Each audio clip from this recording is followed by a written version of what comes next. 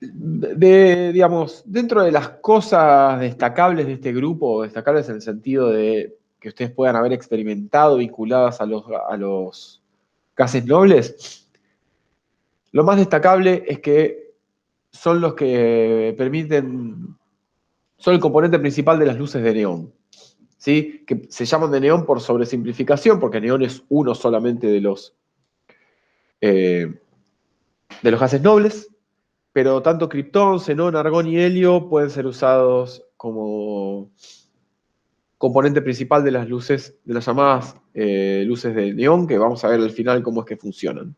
Sí, pero en todos los casos se basan en tener baja presión, o sea, tener tubos rellenos con bajas presiones de cada uno de estos elementos o mezclas, que son sometidas a elevadas diferencias de potencial. Bueno, generalidades. El grupo 18 tiene todos elementos de capa cerrada, cerradísima. Tan cerrada que casi no hay reacción. Eh, y su denominación de gases nobles tiene que ver justamente con esta falta de reactividad, ¿no? Como que no reaccionan con nada, y entonces uno los puede tener en la misma manera en la que los dejó adentro de un cilindro, por ejemplo, durante muchísimo tiempo. Su baja reactividad, en definitiva, se traduce en elevadas energías de ionización, o sea que es muy difícil sacarles un electrón, bajísima afinidad electrónica, o sea, muy poca chance de que tomen un electrón, y en ambos casos, digamos, y esto tiene que ver justamente con que en ambos casos la reacción implicaría romper con la configuración de capa cerrada. Como dijimos, se presentan naturalmente en forma de gases monoatómicos, y la justificación está un poco en esto que ustedes respondieron al principio de todo el cuatrimestre, de cómo justificaban que no existiera la molécula de helio. ¿Sí? Esto creo que se los había preguntado en un formulario, y habíamos visto que cuando hacíamos el diagrama de orbitales moleculares de la molécula de helio, lo que nos da es que el orden de enlace es cero. Si bien esto es el modelo y no la realidad, el modelo está representando fielmente a lo que pasa en la realidad, y es que la molécula de helio no existe. La interacción entre sus átomos es extremadamente débil y está dada entonces por la formación de dipolos temporarios, ¿sí? O sea, los gases nobles solamente interactúan entre sí por formación de dipolos temporarios, por lo que sus puntos de fusión y de ebullición aumentan entonces con Z, y consecuentemente con la polarizabilidad del elemento. Si bien tienen capa cerrada, son nubes de electrones que se mueven por el espacio y que pueden ser deformadas por campos eléctricos. Están en baja concentración en la atmósfera, siendo argón el de mayor abundancia en la Tierra. El helio compone el 23% de la masa del universo y es el segundo elemento más abundante después del hidrógeno. Esto tiene que ver con la facilidad, digamos, los elementos más livianos son los más fáciles de sintetizar por fusión en las estrellas. La existencia de estos gases no fue predicha por Mendeleev, y encima, como tienen muy baja reactividad, se tardó muchísimo, y están en muy baja concentración en la Tierra, se tardó muchísimo se tardó mucho en descubrirlos. ¿Sí? Fíjense, el primero de ellos se descubre recién en el año 1895, el primero y el segundo. Ramsey y Riley los aislaron. Después ya se encontraron los otros, pero fíjense la cantidad de elementos que se descubrieron para esa época. En cuanto al helio, bueno, el helio es uno, digamos, el helio y el argón son como de los más conocidos y los que más usos tienen.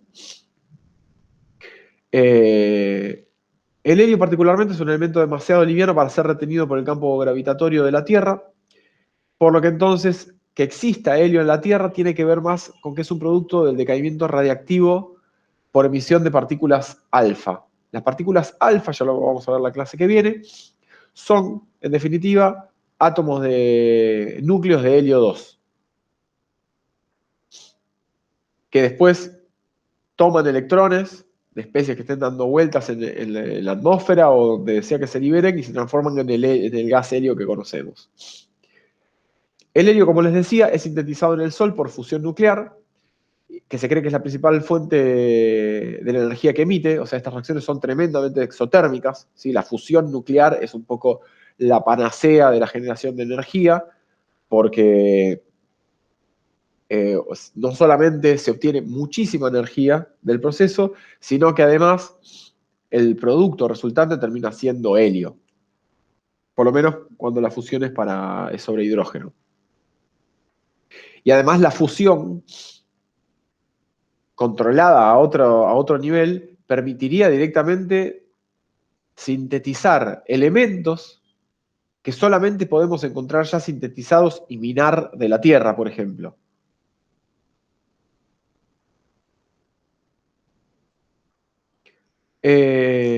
Por otra parte, el helio se extrae principalmente del gas natural por medio de licuefacción, donde puede estar hasta un 7%, es el lugar donde sale. Tiene un menor punto de ebullición conocido, 4.2 Kelvin, en su forma 1. Y al llevarlo a 2,2 Kelvin, forma el helio, el que se conoce como helio 2, que es un líquido con viscosidad nula, elevada conductividad térmica y elevada conductividad eléctrica. ¿Sí? Acá tiene el diagrama de fase del helio. Al bajar la temperatura, pasan del helio líquido 1 al helio líquido 2, que es este compuesto tan particular, y solo puede obtenerse como sólido aplicando presiones del orden de los 2,5 megapascales, o sea, recorriendo el diagrama de fases en ese sentido. Se usa principalmente en sistemas criogénicos, el helio, así como el nitrógeno, y también para generar atmósferas inertes, como gas de presurización y como gas de soldadura. ¿A alguien se le ocurre por qué es necesario usar un gas de soldadura como el helio? O sea, un gas mientras se está soldando. La ventaja que ofrece es que nos termina dando una atmósfera poco cargada en oxígeno. O sea, soldar significa aplicar puntualmente un montón de temperatura. Y lo que uno quiere que resulte de esa soldadura es la unión entre dos metales. O sea que, dicho de otra manera, lo que uno menos quiere es que al soldar se le oxide la pieza metálica. ¿Sí? Entonces, el helio o el argón también pueden ser usados un poco para desplazar al oxígeno mientras se está produciendo la soldadura. Bueno, también el helio es el gas de relleno de los globos ambientales y de los globos aerostáticos. Es el gas de la voz finita, también, ustedes lo deben conocer así, el helio. En cuanto al argón y el resto, el argón se obtiene por destilación del aire. Esto ya habíamos hablado cuando hablamos de cómo se obtenía oxígeno. Sí, el argón tiene un punto de ebullición menor que el del oxígeno, así que escapa como gas cuando lo destilamos.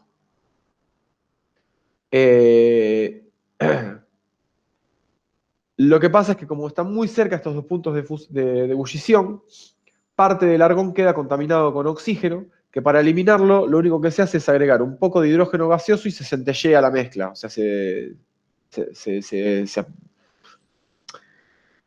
generan chispas, o sea, se entrega energía para que se forme rápidamente agua y entonces el agua ahí sí condensa y deja libre la corriente de argón de oxígeno.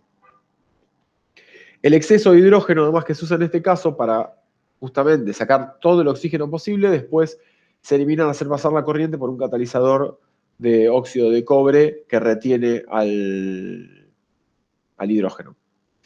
Y el argón principalmente se usa como refrigerante y para dar atmósfera inerte de vuelta en procesos de soldadura y en lámparas incandescentes.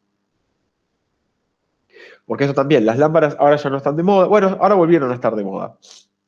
Pero las lámparas incandescentes están formadas por una resistencia, ¿no? Un filamento que suele tener wolframio en su composición, que cuando los electrones pasan a través de ese rulito que hay adentro de las lámparas, se calienta y cualquier objeto metálico calentado termina emitiendo luz. El asunto es que como el filamento levanta muchísima temperatura, de vuelta, si ahí hubiese oxígeno, el filamento se oxidaría, se quebraría el filamento y no hay más lámpara. Entonces, las lámparas de filamento usualmente están rellenas con argón en su interior. Argón que fue usado para desplazar al oxígeno del aire. En cuanto a neón, xenón y criptón, son obtenidos por destilación de aire y se separan del oxígeno por absorción sobre carbón activado, o sea, el oxígeno se lo absorbe sobre carbón activado. El xenón se usa como anestésico. Por su inercia química son muy usados en fuentes de luz convencionales y en láseres.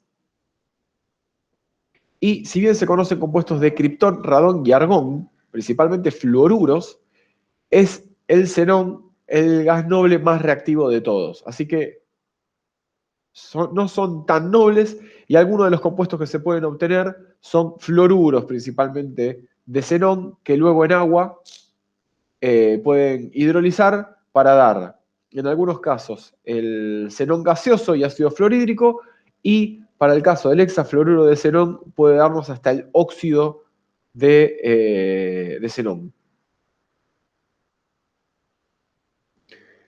Que es el único que forma óxidos justamente, que son altamente inestables, no pueden ser separados por reacción directa con el oxígeno, preparados, perdón. El tri y el tetraóxido de xenón son sólidos oxidantes y altamente explosivos. Y es posible obtener hasta oxoaniones de xenón en medio básico. Finalmente, el radón es un producto de las plantas nucleares y del decaimiento natural de torio y de uranio, y es el radón el que genera, en definitiva, la radiación de fondo, lo que se conoce como radiación de fondo, y que se suele utilizar para censar o para descubrir yacimientos de uranio. Por ejemplo, en lugares donde hay alta concentración de radón gaseoso o de reactividad de fondo, en definitiva, son lugares donde hay altas chances de que haya yacimientos de uranio abajo o, sí, yacimientos de uranio. Bueno, finalmente, ¿cómo funcionan las luces de neón? El funcionamiento es relativamente sencillo y se conoce desde hace mucho tiempo. Lo primero que tenemos que tener es un tubo conteniendo el neón a baja presión. Digo neón, pero puede ser criptón, argón, etc. Terminales eléctricos. ¿Sí? Uy, perdón. Terminales eléctricos. Mientras está apagado, entonces los átomos de neón neutro están en estado fundamental y además van circulando libremente por todo el tubo. ¿No? Nada les impide chocar contra las paredes, chocarse entre sí, tipo, es todo muy errático. Ahora bien, en cuanto se aplica una diferencia de potencial de 15.000 volts entre estos dos electrodos, eso lo que produce es la ionización del helio y forma iones neón más, perdón, del neón y forma iones neón más. En cuanto se produce la ionización, los electrones salen disparados hacia el cátodo, hacia el electrodo positivo, perdón, y los neones más salen disparados hacia el electrodo negativo.